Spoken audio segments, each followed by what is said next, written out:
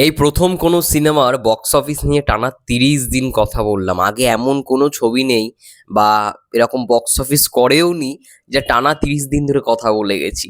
বরবাদ এমন একটা cinema, even প্রিয়তমার ক্ষেত্রেও মনে আছে এরকমভাবে হয়তো বক্স অফিস নিয়ে ভিডিও বানানি। হ্যাঁ, প্রিয়তমা নিয়ে সর্বোচ্চ ভিডিও বানিয়েছিলাম, কিন্তু বক্স অফিস নিয়ে এরকম আই থিঙ্ক হয়নি। এই ফর দ্য ফার্স্ট টাইম বানাচ্ছি, বানালাম ৩০ দিন যাবৎ বরবাদ, বড়বাদের বক্স অফিস কালেকশন নিয়ে। হাই এভরিওয়ান, আমি রূপম চলে এলাম আরও একটা নতুন ভিডিও নিয়ে। আজকের প্রথম ভিডিও নিয়ে প্রথমে জানাচ্ছি সবাইকে ভেরি ভেরি গুড মর্নিং।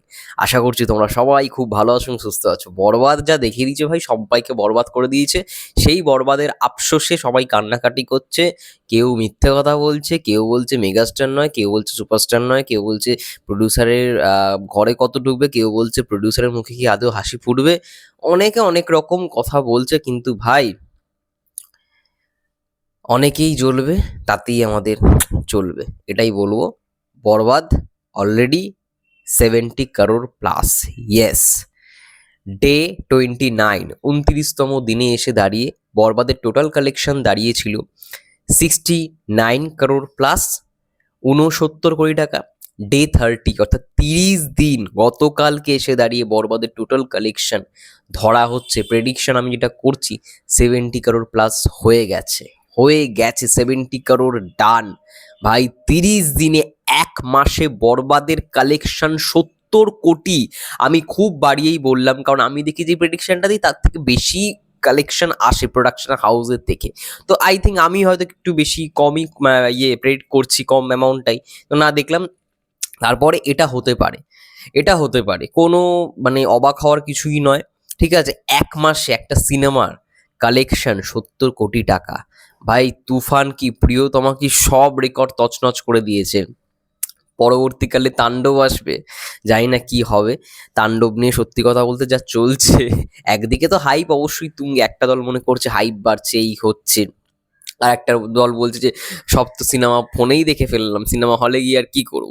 দেখো, বাংলাদেশে শুটিং হলে এটা অবশ্যই হবে, ঠিক আছে, এটাকে কেউ আটকাতে পারবে না। আজকে দেখো না, বরবাদ ভারতে শ্যুট হলো, তা তুফান ভারতে শ্যুট হলো, কটা ফুটেজ লিক হয়েছে, এরকম ভিডিও ফুটেজ। ছবি হয়তো খুব বেশি হলে লিক হয়েছে, কিন্তু ভিডিও ফুটেজ কিন্তু ভাই লিক হয়নি অত সহজে। বরবাদের অনেক পরে ভিডিও ফুটেজ লিক হয়েছে। এটা হচ্ছে ওই জিল্লুর যে পোর্শনটা, জিল্লু না সরি, ওই লাস্ট ক্লাইম্যাক্স যে পোর্শনটা, সাকিব ভাই হেলিকপ্টার থেকে নামছে, ওই পোর্শনটা অনেক দিন পরে লিক হয়েছে, টিজার রিলিজেরও পরে।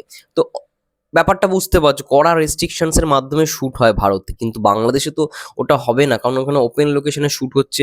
অলরেডি সবাই মানে ফোন ভাই হাতে আছে ভাই, মানে এটা নিশ্চয়ই জানো, এখন 50x, 20x, 30x, 100x পর্যন্ত স্যামসাং গ্যালাক্সি S24 আলট্রায় হাতে হাতে ঘুরছে, আইফোন নিয়ে সবাই বেরোয় আর কি।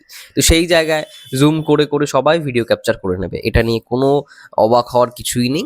টিমের একটু হয়তো রেস্ট্রিকশনস থাকাটা উচিত ছিল, কিন্তু টিমও বা এখানে কি করবে, ওপেন লোকেশনে শুটিং করছে, দর্শক তো জড়োত হবেই, তাই না? এটা বুঝতে হবে। এবার হ্যাঁ, গানের দৃশ্য হয়তো ওপেন লোকেশনে শুট করছে বলে জিনিসটা হয়েছে, বা টিম হয়তো ইচ্ছা করেই করেছে জিনিসটা, যাতে আরো হাইপটা বাড়ে।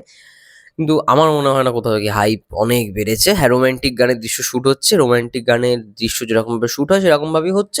আমার হ্যাবক কিছু মনে হয়নি এই রোমান্টিক গানের মধ্যে, সেই রোমান্টিকতা বা হ্যাঁ, একটা ফ্রেশ জুটি আমরা দেখতে পেতে চলেছি, সাবিলা নূর এবং শাকিব খান। এবং সাবিলা নূর অবশ্যই খুব ভালো একটা ভালো একজন অভিনেত্রী। আমি তো তার বহুত নাটক দেখেছি, বহুত বলতে গেলে বাংলাদেশের নাটক, মানে এই আমাদের বাংলা সিনেমা নিয়ে যতজন আমরা কথা বলি, আই থিঙ্ক আমি মনে হয় রেগুলার নাটক দেখি।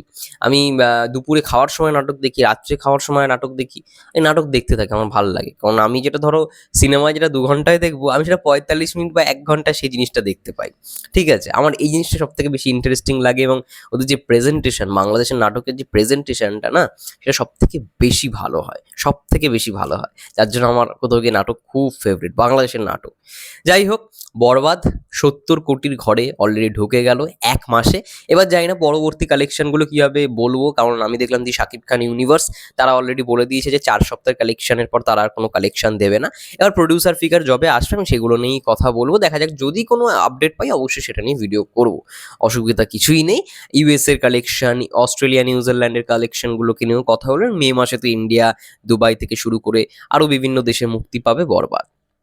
যাই হোক, সেটা নিয়ে পরে আমরা কথা বলতে আসবো।